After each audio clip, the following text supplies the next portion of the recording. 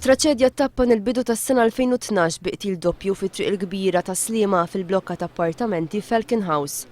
Kans li seħal ħabta tas-7 tal-ħadd filgħodu u li fil-mira kien hemm koppja b'tewmin ta' 3 xhur.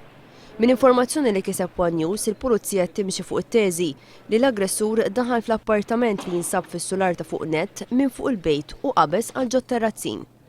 Meta rnexxielu jidħol sab ma' wiċċu lil mara Claire Zammit Xwiereb, persuna involuta mill-qrib fis-settur turistiku f'pajjiżna. Ir-raġel tal-mara Duncan Zammit induna x'ġara u mar jaffronta lill-aggressur.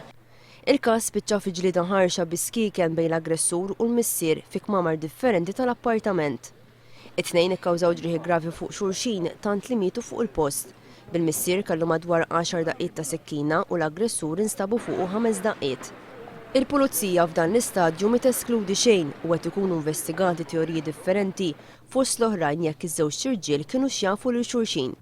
L-aggressur Nicolas Ġera ta' 26 sena huwa minn ta' Sliema, residenti ftit toroq il-bogħod mit-triq il-kbira fejn seħħ il-każ.